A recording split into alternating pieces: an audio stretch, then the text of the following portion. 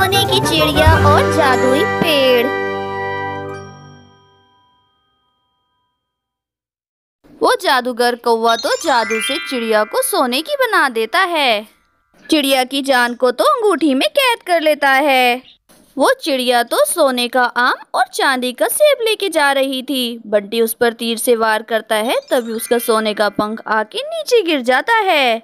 जंगल का राजा चील था। उसका एक इकलौता बेटा था जिसका नाम बंटी कबूतर था। जंगल में राजा ने बहुत बड़े बड़े सेब और आम के बागात लगाए हुए थे।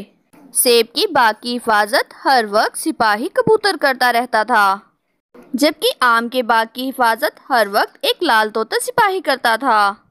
पूरे आम के बाग में एक आम का पेड़ बहुत खास था, जिस पर सोने के 7 आम लगे हुए थे, जो हर वक्त लशपश करके जगमगाते रहते थे। इसी तरह सेब के बाग में भी एक खास पेड़ था, जिस पर 7 चांदी के सेब लगे हुए थे। ये भी हर वक्त लशपश करते रहते थे। 1 2 3 4 5 6 7 कबूतर सिपाही और तोता सिपाही हर रोज उन जादुई सेब और आम के पेड़ के फलों की गिनती किया करते थे और हर रोज जाके वो राजा को बताया करते थे। एक दिन जब तोता सिपाही जादुई आम के पेड़ के आम की गिनती कर रहा था, तो देखा कि वहाँ तो सिर्फ 6 आम थे। और जब कबूतर जादुई सेब के पेड़ के सेब की गिनती कर रहा था, तो देखा कि वहाँ भी एक सेब कम था। वो दोनों बहुत परेशान हुए। तोता तो परेशान होके फौरन से राजा के पास गया। राजा जी, आज जब मैं बाग में जादुई पेड़ के सोने के आम की गिनती कर रहा था, तो देखा कि वहाँ तो एक आम गायब है। मुझे बहुत डर लग रहा है राजा जी, ऐसा कैसे हो सकता है? राजा तो तोते की बात सुन के बहुत हैरान होता है। इससे पहले कि वो कुछ कह पाता, तभी वहाँ कबूतर सिपाही भी आ जाता है। राजा जी, आज जब मैं सेब के बाग में गया और वहाँ चांदी के सेब को गिना, तो देखा कि वहाँ तो एक सेब कम है। कल रात तक तो 7 के 7 सेब बिल्कुल ठीक थे। मैंने नीचे और इधर उधर भी देखा, पर मुझे कोई सेब नजर नहीं आया। राजा भी ये बात सुन के बहुत परेशान हो जाता है। ये तुम्हारे पास आखिरी मौका है। मुझे शाम से पहले पहले उस चोर का पता चाहिए, और बाकी सेब और आम की हिफाजत भी तुम्हारे ही जिम्मे है। जैसे ही तोता आम के बाग में पहुंचता है, तो देखता है कि वहां से तो एक जादुई आम फिर से गायब है। अरे, ये तो फिर से एक सोने का आम गायब हो गया। इस बार तो राजा हमें मार ही डालेंगे। दूसरी तरफ एक और चांदी का सेब भी गायब था, इसलिए सिपाही कबूतर भी बहुत परेशान था। इस बार राजा को बहुत गुस्सा आया। उसने सिपाही कबूतर और तोते दोनों को काल कोठरी में बंद कर दिया। पापा, आप फिक्र मत करो, इस बार उस चोर को मैं देखता हूँ। आज से बाग की हिफाजत मेरे जिम्मे है। शाबाश बेटा, मुझे तुमसे यही उम्मीद थी। जब बंटी कबूतर आम के बाग में पहुंचा, तो देखा कि एक सुनहरी चिड़िया सोने का आम तोड़ के ले जा रही है। बंटी कबूतर उस चिड़िया का पीछा करने लगता है।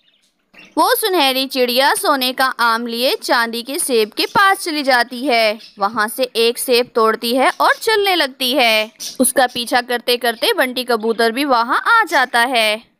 उसके बाद बंटी कबूतर तीर से उस चिड़िया पर वार करता है, जिससे चिड़िया को तो कुछ नहीं होता, लेकिन उसका एक सुनहरी पंख नीचे गिर जाता है। उसके बाद बंटी कबूतर आगे बढ़ के उस सुनहरी पंख को उठा लेता है, जो बहुत ज्यादा चमक रहा था। अरे वाह, मैंने आज तक ऐसा सुनहरी पंख नहीं देखा। ये तो कैसे जगमगा रहा है। बंटी कबूतर वो पंख ले जाके राजा को दे देता है और सारा किस्सा सुना देता है। बेटा बंटी, ये पंख कोई आम पंख नहीं है। जरूर इसमें कोई राज छुपा है। मुझे पंख नहीं, पूरी की पूरी चिड़िया चाहिए। उसके बाद राजा के आदेश पर सिपाही कबूतर और तोते को भी आजाद कर दिया जाता है। पूरे जंगल में ऐलान करवाया जाता है, जो इस चिड़िया को पकड़ के देगा, उसे राजा की तरफ से बहुत भारी इनाम दिया जाएगा। ये ऐलान मीनू चिड़िया तक भी पहुंच जाता है। मीनू चिड़िया ऐलान सुनते ही राजा के महल की तरफ निकल पड़ती है। मीनू चिड़िया राजा के पास जाके सारी सूरत हाल मालूम कर लेती है। राजा भी चिड़िया के बदले में उसे बहुत भारी इनाम की पेशकश करता है। मीनू चिड़िया सबसे पहले सेब के बाग में जाके सेब के पेड़ के नीचे छुप जाती है। तभी वहाँ वो सुनहरी चिड़िया भी आ जाती है। वो सुनहरी चिड़िया एक बार फिर से चांदी का सेब तोड़ती है और वहां से चली जाती है। मीनू चिड़िया भी छुप छुप के उसका पीछा करने लगती है। मीनू चिड़िया जानती थी वो सुनहरी चिड़िया आम के बाग में जरूर आएगी, इसलिए वो आम के बाग में पेड़ के नीचे छुप गई। तभी वहां वो सुनहरी चिड़िया भी आ गई। तभी मीनू चिड़िया ने उसे पिंजरे में कैद कर दिया। मीनू चिड़िया वो पिंजरा लेकर राजा के पास चली गई।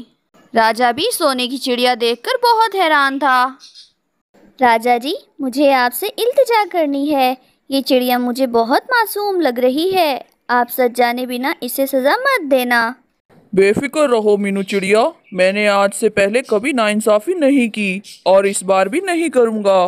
मीनू चिड़िया को वादे के मुताबिक ढेर सारा इनाम दे दिया जाता है। बताओ चिड़िया, तुमने ये सब क्यों किया? आखिर वो सोने के आम और चांदी का सेब का तुम करती क्या हो और तुम खुद सोने की कैसे बन गई हो? राजा जी, मुझे माफ कर दीजिए। मैं चोर नहीं हूँ। मैं तो 2 जंगल पार करके पहाड़ वाले जंगल की रानी हूँ। मुझे तो उस दुष्ट कौवे जादूगर ने जादू से सोने की चिड़िया में बदल दिया था। उसने मुझे एक पिंजरे में बंद कर दिया था और मेरी जान को सोने की उस अंगूठी में कैद कर दिया। अगर मैं उसे जादुई आम और सेब न ला के देती तो वो मुझे मार डालता। वो सारे आम और सेब उसी दुष्ट कौवे के पास है। राजा अब सच्चाई जान चुका था। राजा को कौवे पर बहुत गुस्सा आता है। वो चिड़िया को माफ कर देता है और राजा के हुक्म के मुताबिक उसे उस पिंजरे से आज़ाद कर दिया जाता है। चिड़िया एक बार फिर से अपने असली रूप में आ जाती है। ये तो सचमुच में एक सुंदर सी रानी चिड़िया थी। राजा जी, आपका बहुत शुक्रिया। आपकी वजह से मेरी जान उस दुष्ट कौवे से बच पाई है। उसके बाद चिड़िया खुशी खुशी अपने जंगल की तरफ लौट जाती है। राजा के दोनों सिपाही कौवा और तोता उस दुष्ट कौवे को भी कैद कर लेते हैं। उसे भी काल कोठरी में लाके कैद कर लिया जाता है और उसमें मजीद अंधेरा कर दिया जाता है और एक बार फिर से उन जादुई सेब और आम को पेड़ पर लगा दिया जाता है और वो फिर से जगमगाने लगते हैं।